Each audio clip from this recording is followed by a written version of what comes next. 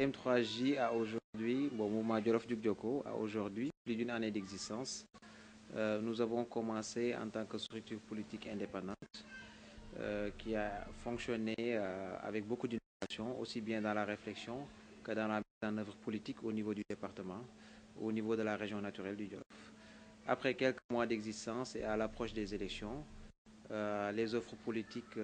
nous sont venues de toutes parts et parmi les nombreuses offres à l'endroit du M3J, nous avions retenu l'offre du ministre Aly Ngouille Ndiaye pour la coalition Benno Bokk Yakaar. Et donc c'est ce qui a conduit à notre compagnonnage et qui a aujourd'hui abouti à des résultats électoraux sans précédent. Une large victoire de la coalition Benno Bokk Yakaar dans tout le département de Linguère, avec une victoire assurée au niveau de tous les bureaux de vote du département. Et à la suite de cela, le M3J est allé à l'encontre du ministre Aly Ngouille Ndiaye pour essayer, en tout cas, de s'interroger ensemble avec lui sur l'éventualité ou bien sur la suite à donner à la collaboration qu'on a initiée ensemble en amont des élections et dont il a été à l'initiative. Et à la surprise, à notre grande surprise, la condition pour la suite de la collaboration avec le ministre Aly Ngouille Ndiaye, bon, en tout cas, lui, il a fixé un certain nombre de conditions. Et la plus importante, c'était vraiment que le M3J soit obligé de venir se fondre au niveau de l'Alliance pour la République pour qu'une suite puisse être donnée, en tout cas, à la collaboration que nous avons initiée. Donc, naturellement, c'est une position que nous ne comptons pas, à laquelle nous ne comptons pas donner suite. Donc, ce qui aujourd'hui place le M3J dans une position pour laquelle je ne serai pas suffisante pour prendre la décision, mais nous allons naturellement, dans les semaines à venir, poser cette question à l'ensemble des bases naturelles et affectives du M3J, aussi bien dans le Jolof au niveau de sa diaspora, pour qu'une solution soit apportée très rapidement à cette problématique. Alors, je vais m'expliquer. La condition du ministre Aly Ngouille Ndiaye, consiste à dire que si vous souhaitez continuer la collaboration que nous avons initiée à l'amont de l'élection présidentielle, il faudra nécessairement venir fondre votre mouvement dans l'APR, dans l'Alliance pour la République. Et ça, à mon avis, c'est une position qui n'est pas du tout tenable. Et que la première réponse que j'ai apportée, ça a été une réponse personnelle. Je lui ai clairement dit et défini que la réponse du M3J, elle est sans appel, elle est claire et sans ambiguïté. Que le M3J n'a jamais envisagé de se fondre au niveau de la paire, de se fondre dans la paire. Nous avons noué une collaboration en amont des élections, suivant des conditions très claires, suivant des conditions bien définies que j'ai eu à expliquer et réexpliquer à l'occasion des différentes sorties que nous avons eues, mais surtout à l'occasion du meeting qui s'est tenu le 22, si je ne me trompe pas, si mon mémoire est bonne. Et à l'occasion de ces meetings, donc, nous avons été suffisamment explicites sur les tenants et les aboutissants de l'accord qui a abouti à notre collaboration dans le cadre de la coalition Benno Bokk Yakaar. Et qu'aujourd'hui, s'il dit que la poursuite de cette collaboration doit nécessairement passer par le fait que le M3 puisse se fondre dans l'APR, c'est naturellement un rejet purement et simplement de cette proposition. Et aujourd'hui, ça nous amène à une situation très délicate que nous jugeons à sa juste valeur. Mais le mot de la fin reviendra naturellement à la base, donc, qui a été sollicitée,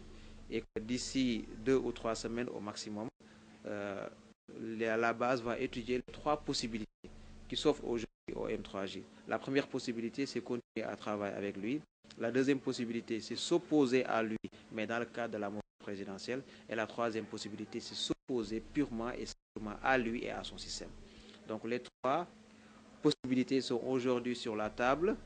de l'ensemble des membres et sympathisants du mouvement Jolof Jug Jokko, et cette question sera tranchée et vidée définitivement pour les 2 ans à venir. Parce que la suite, elle est très simple, c'est qu'à l'issue de ce cap qui sera défini, le M3J travaillera pour élaborer son plan stratégique pour les 2 ans à venir, et ce sera l'occasion d'apporter un vrai projet, de soumettre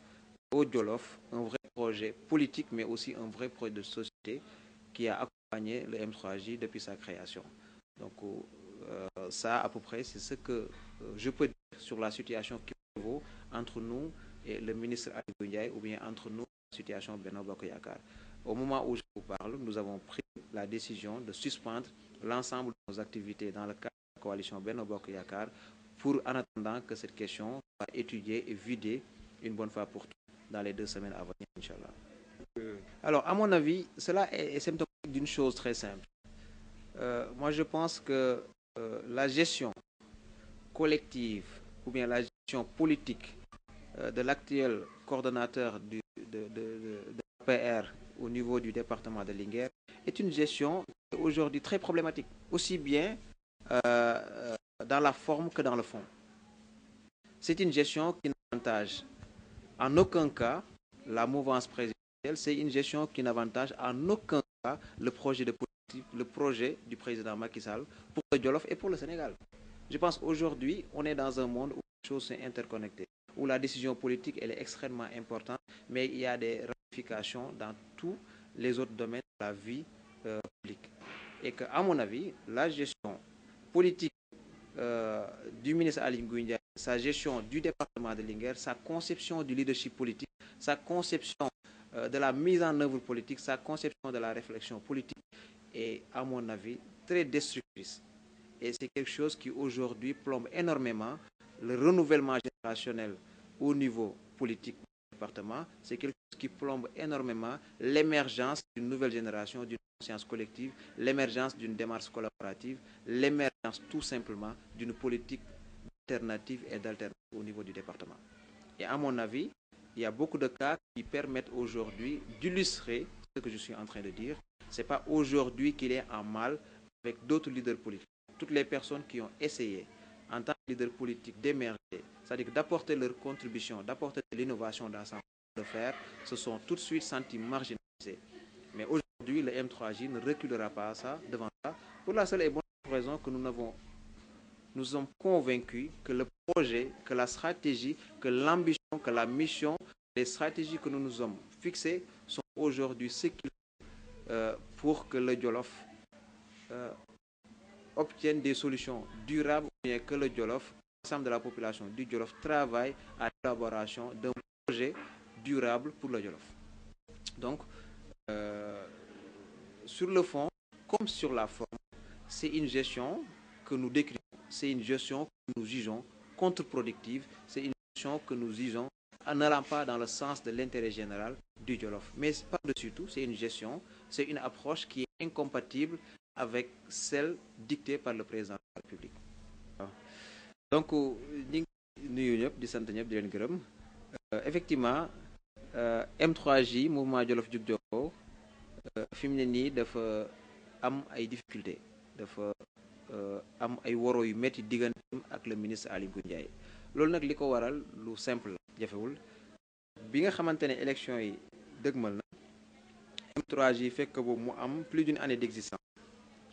nekk di yëngu comme structure indépendante politique dans le fépp fu Jolof-Jolof nekk ñu dem waxtaan ak yow, sensibiliser la, xamal la ne la il est possible que li nekkoon ñu jëlee ko fi andi fi lu bees, andi fi loo xamante ne ñëpp dinañ ci gis. Ci kaw loolu nag ci yëngu ci wàllu politique département bi,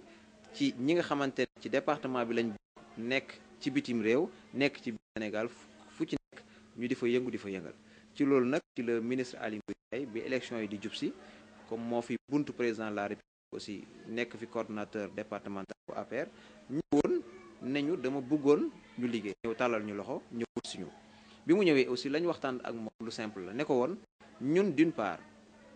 li ñu bëgg a xamal mooy pare wuroo seeñ ci benn pare wuroo seey ci benn parti.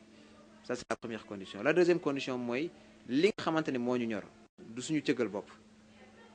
mais li nga xamante ni moo ñu ñor mooy ay jafe-jafe yi nga xamante ne am na ci Jolof ñu tënk ko ci ay këyit toftal ci li nga xamante ni mooy les potentialités individuelles et collectives du Jolof pour en faire un projet de développement ñu tuddee ko la plateforme des initiatives innovantes pour le développement du Jolof ou encore le Jolof Acte 2 donc loolu moo ñu boole woon li nga xamante ne aussi waxtaane woon nañ ko mooy que ne M3J boo ko wutsee c'est parce que am na lu mu wone ci biir Jolof loolu nag lu ñuy confirmer lay doon le soir de l'élection organiser nañ fi meeting mu tee ay nitam ne na ma fàllu kundul woon ay nitam te bi mu ñëwee gis na fi lu kaw jortam le soir de l'élection am nañ fi loo xamante ne musta am dans le département li tubaab bi naan des scores quasiment soviétiques parce que 82% ku ko def dans un département c'est plus que ce qu'il y a eu dans le Fouta donc loolu nag gagner tous les bureaux de vote du département APR wala Benno Bokk Yaakaar gagner partout gagner foo xamante ne mus fa woon gagner avec des scores quasiment de 100% loolu il est le premier à reconnaître que ne le M3J a fortement contribué à cette victoire donc loolu nag moom bu ko waxul woon aussi waa Jolof xam nañ ne liggéeyu M3J yëngu-yëngu M3J contribué na énormément à cette victoire bi victoire bi jàllee moom ñun ñu àndoon ñëw toog waxtaan ne lii ak lii lañ yéene Jolof mu ñëw nañu dinaa ci ànd ak yéen élection yi jet mu dem xaaruñu ñun ñi nga xamante ne ñoo fa dekkoon waxuñu xaar leen bi ñu toogee ba yàgg xamuñu ci lim nekk ñu woo ko interpellé ko ne ko léegi li nga xamante ne tàmbali woon nañ ko dañoo bëgg nga wax ñu mais fan la jëm c'est seulement à partir de ce moment là mu xamal ñi nañu li nga xamante ne moo des ci collaboration bi bu ngeen bëggee ñu ànd ci ak yéen da ngeen di ñëw ci parti bi ku ñëwul ci parti bi bu ngeen ñëwul ci parti bi collaboration boobu mënut a continuer ñun tamit ñu xamal ko ne ko loolu day ñun ànduñu ci ndax la raison elle est très simple bi ci jiitu mooy ñun ak yow élection boolewuñu parti boolewuñu c'est-à-dire que ñun ak yow dañoo bokk Jolof gëm ne Jolof tey jii fi mu toll kii jaar ni kay jaar ne mayewu ci ndam li ci may ndam mooy ñun ñëpp ñu ànd booloo liggéey ci njariñu Jolof bi ci topp mooy ñun ay politique lañu c'est-à-dire que li ñuy def dañ koo gëm c'est-à-dire que ne parce que amuñ sikk sàkk ne njariñu askan wi am na ci solo lool kon loolu nag buñ koy def dañ koy def de manière très sérieuse et rigoureuse moo tax ñi ne ko ni nga bëgg nit ñi di politiquer du luy wéy bu fekkee da nga bëgg Jolof sentir boppam c'est-à-dire que ne Jolof contribuer activement ci développement Sénégal il va falloir que nga changer stratégie politique et puis troisièmement aussi ñi ne ko li nga xamante ne moo ñu boole ak yow daa am loo diggante woon ak ñun diggante ko ak askanu Jolof loolu déjà na nga ko lijjanti ba pare boo ko lijjantiwul jarul nga ñuy laaj leneen donc loolu nag mooy li nga xamante ne mooy suñu problème ak moom parce que nee nañu bu ngeen bëggee ñu continuer ànd bi da ngeen ñëw ci parti bi te ñun fas yéene wuñoo ñëw ci parti bi pour l'instant nii pour la seule et bonne simple raison que bokkul ci li ñu waxtaane woon li ñu waxtaane woon mooy nañu ànd liggéey ngeen garder seen autonomie politique bu ñu paree ñu liggéey ci le Jolof Acte 2 la mu waxoon defu ci dara ñun interprété nañ ko mu tegal ñu ci ne la seule condition mooy que bu ngeen bëggee ñu continuer liggéey bi da ngeen di ñëw ci parti bi donc tey ji loolu mooy suñu problème donc problème boobu nag ni ma ko waxee léegi ci wàllu nasaraan day feeñal rek tële gi nga xamante ne Aly Ngouille Ndiaye tële na ko c'est-à-dire que ne ci établir un leadership ndax ni mu yaakaaree ne noonu la un leader wala doxalee ni mu yaakaaree ne loolu mooy njariñu askan wi wala bu ko defee dina ci am ndam c'est-à-dire que dafa nekk loo xamante ne da ciy juum te yàgg na cee juum ndax du man rek la am ak problème tey ji bëri na ñoo xamante ne am na ak ñoom problème te it tey jii ku waxtaan ak waa Jolof xam ne ni muy doxalee ak ni muy interagir ak waa Jolof ñi ci gis seen bopp bëriwul tey nag yàlla dogal na ne ku am doole ku am cër la ci nguur gi moo tax ñu ci bëri c'est-à-dire que ne téye seen gémmiñ téye seen làmmiñ mais tey jii ñi nga xamante ne nekk nañ ci situation c'est-à-dire que ne frustré wu ñi nga xamante ne ni muy doxalee doyu leen ñi nga xamante ne ni muy lijjantee ak ni mu leen boole ci yëf yi doyu leen bëri na mais nag ñi ko sañu wax dañoo bëriwul ñun M3J nag li nga xamante ni moo ñu ñor njëriñu Jolof la amuñ ci sikk sàkk ne quel que soit alpha askan wi mooy décider donc bu fekkee ne li nga xamante ne ci lañ ko woo ñëw ci bu boobaa ñun nous sommes libres ñu delloowaat base bi nga xamante ni moom baat bi ne leen nag ñun lañ waxante woon ak moom defu ko donc tey jii li ci des ci yéen la ne li ci des ñett la bi ci jiitu mooy yaakaar naa ne boobu kenn du ci ànd ak moom mooy li mu ñu woo ñu fekk si ko ci boobu yaakaar naa ne ñun ñëpp on est de manière unanime nous l'avons tous exclu ñaari ci des nag c'est très simple mooy jàkkaarloo ak moom ci biir Benno Bokk Yaakaar wala jàkkaarloo ak moom purement et simplement ñaar yooyu nag le M3J posé na ko à sa base tey jii on a demandé à toute la base de réfléchir à ces deux opportunités jàkkaarloo ak moom à l'intérieur de la mouvance présidentielle ou bien jàkkaarloo ak moom tout simplement. ci ban diir ngeen war a décider. D'ici 3 semaines au maximum l'échéance lancé nañ ko tey jii c'était l'occasion du Gamou tous les répondants ku ci nekk waxtaan nañ ak yow defal le compte rendu de la situation nee nañ la boo demee nga dellu ci base bi ña nga war a waxtaanal nga waxtaan ak ñoom ña leen war a informer nga informer leen ne leen ñaari possibilités yi en gros moo fi des jàkkaarloo ak moom ci biir président ci biir mouvance présidentielle wala jàkkaarloo ak moom tout simplement incha allah d'ici 3 semaines lépp loo xamante ne mooy décision base bi man bu ñu ñëwee pare nañ koo porter comme combat et je pense que ne tey jii li nga xamante ne moom moo ñu war mooy réfléchir à un nouveau projet de développement à un nouveau projet de société pour le Jolof boo xamante ne ça contrastera ak li nga xamante ne moom la proposé Jolof ndax tey ji ku wër Jolof xam ne bëri na lu fi manqué ku wër Jolof xam ne ni muy doxalee ak ni muy gérer politiquement le Jolof c'est en contradiction avec les bonnes pratiques politiques